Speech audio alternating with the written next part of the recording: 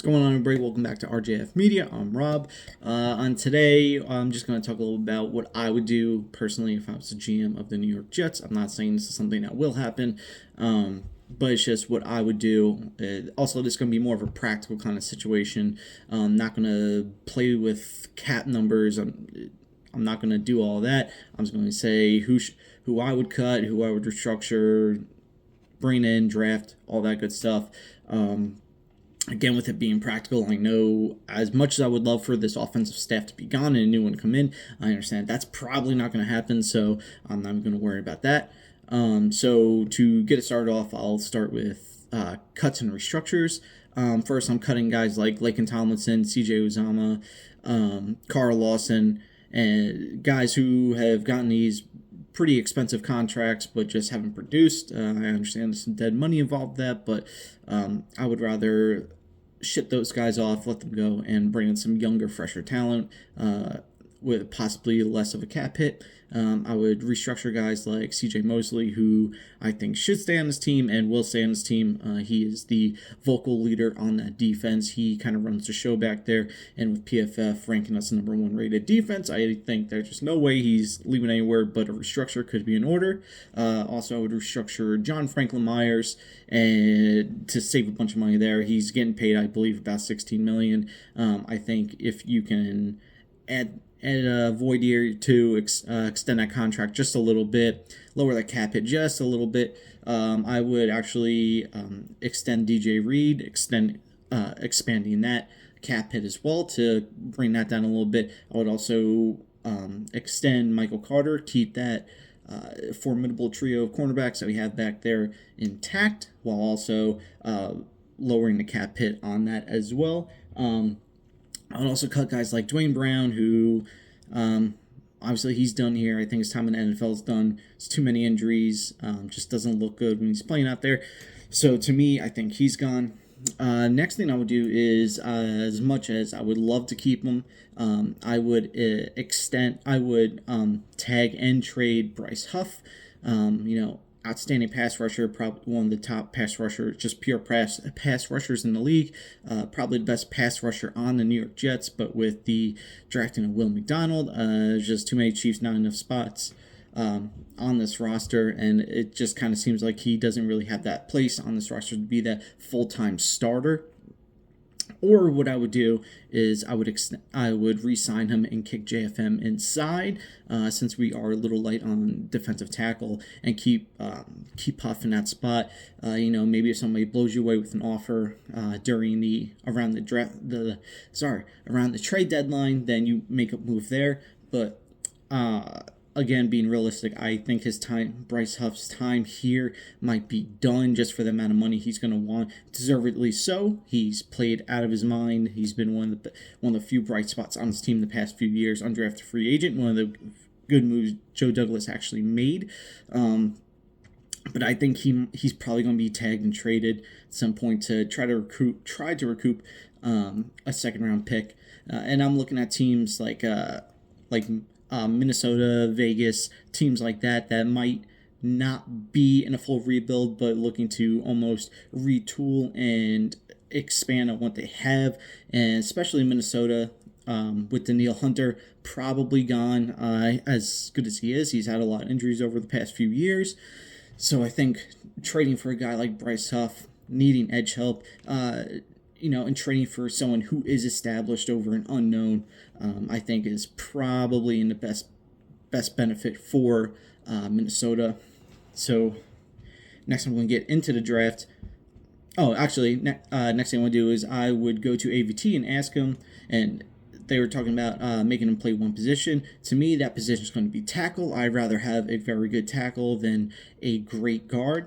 So I would ask him, do you feel more comfortable left or right tackle? Hopefully he says left, but boom, he's going to that spot. Now you have your center position filled, Tippmann, and then you have your whichever tackle spot anchored down with AVT.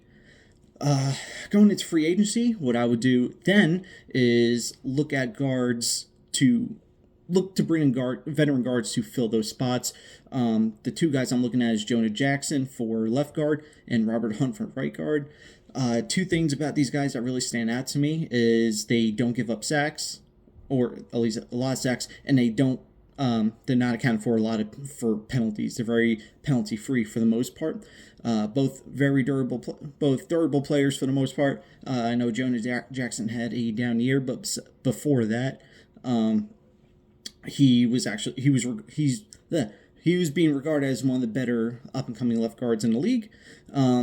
You can kind of swap out Robert Hunt with Ezra Cleveland, who Douglas didn't make a move for in this past season. But again, another very good veteran guard, still very young, gives up very few sacks, if any, very few penalties on him. Again, kind of had a down year once he moved from Minnesota, but I think that was maybe more due to a change of scheme, and just in general, Jacksonville had a very up and down year. So now you have both guard spots filled. You have the center filled, and any one of the tackle spots filled with AVT.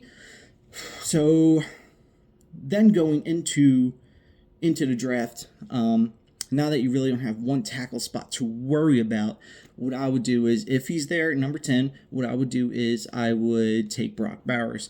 Initially, when I heard this, all the rumors, I was really against it, thinking there's no way in hell that the Jets take a tight end. That's absolutely insane.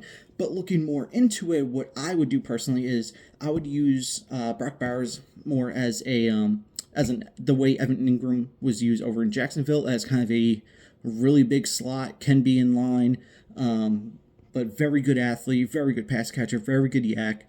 One of the better athletes in the class, and one of the better if not the best playmaker in the class, the 2024 draft class. And then I would have Tyler Conklin as my true tight end one. Have him on the line. You can flex him out. You can put him in line. You can move him all around the line. Had is one of his better statistical receiving years this past year, actually, with the New York Jets. And we've seen the big plays he's come up with. Shows a lot of toughness after he catches the ball. Yards out to catch. Very tough player. Very tough to bring down a lot of times. I would use him as my traditional tight end one. And then I would use Jeremy Ruckert almost in a way that San Francisco uses Kyle Juszczyk. I think this is something that Salah should be open to, because he had experience in San Francisco with Juszczyk. So, especially with the way I'm thinking about using these three tight ends, I think is very similar to the way that San Francisco used George Kittle and Kyle Juszczyk, being able to move him around, have a lot of chess pieces. So now you have three bona fide weapons added to your roster, basically. Then what I would do is, with that second pick, that way it gives you more flexibility going into the later rounds of the draft. So with my pick in the second round, I would look at a tackle like Patrick from Houston or Tyler Guyton. But I think the big one I am probably looking at is Patrick Paul, tackle from Houston, for a big reason. The same reasons why I listed the two guards, that Ezra Cleveland or Robert Hunt and Jonah Jackson, gives up very few sacks, if any, and very literally penalized. Durable player, grades out very well, and very athletic, and he's, I believe, rated in the mid-50s on the PFF Big Board, making him a realistic target for if you do trade with Minnesota in the mid-40s, 46, I believe they are, 46, 47. So that way your offensive line is completely rebuilt. You got an added playmaker. You reshuffled your lineup and your roster so that really you added two more playmakers in Brock Bowers and Jeremy Ruckert, being able to move them around, use them versatilely, and then that way you can focus the rest of the draft on playmakers, fill in any needs you might need on the defensive side of the ball, like maybe a safety, defensive tackle, but I would really focus on the offensive side of the ball this draft, and adding playmakers, adding talent around Aaron Rodgers, and also adding that getting those veteran guys in on the offensive line to kind of reduce the learning curve needed. These guys have been around the league. They understand.